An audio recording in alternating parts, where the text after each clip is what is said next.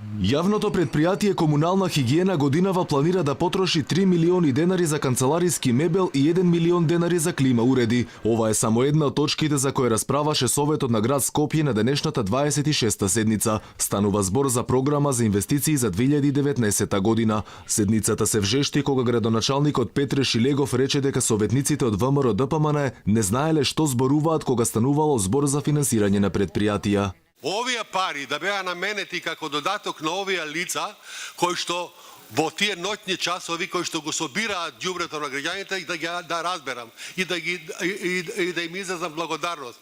Меѓутоа да се ставаат клима уреди, да се обезбедуваат толку пари за мебели, ама доста со тие мебели на крај крајшта. Или не знаете што зборувате, или свесно манипулирате. И едното и другото се подеднакво трагични. Ако ја спомнав стратегијата за ризици, треба да си луд да ставиш 600.000 денари. Шилегов, кој неколку пати ја напушти седницата, се правдаше дека овие пари биле предвидени за подобрување на работата на предпријатието. Директорот на Комунална пак рече дека согласно новиот план за вработување, покачување на платите добиле и луѓето кои ги чистат улиците зашто постојано биле на улица. За прв пат ја зголемивме платата на овие лица кои што се изложени секој ден на терен.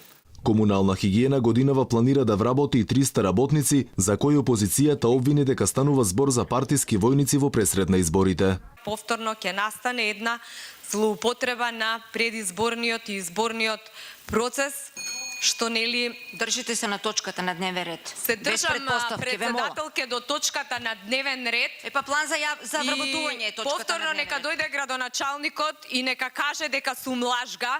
Комунална ќе набавува и нови контејнери кои ќе го собираат ѓубрето од улиците. Зошто нема контрола ни за вработувањата критериумите и зошто нема контрола ни за ефикасноста на работниците, ни за распоредувањето на работната сила? Советниците на град Скопје дадоа согласност и за набавка на 2 нови специјализирани возила за превоз на лица со инвалидност. Во рамки на програмата, градот преку градски паркинг предвидува нови 1500 паркинг места во Скопје. Се предвидува изградба на 2 монтажни катни гаражи во клиничкиот центар Мајка Тереза со вредност од 50 милиони денари.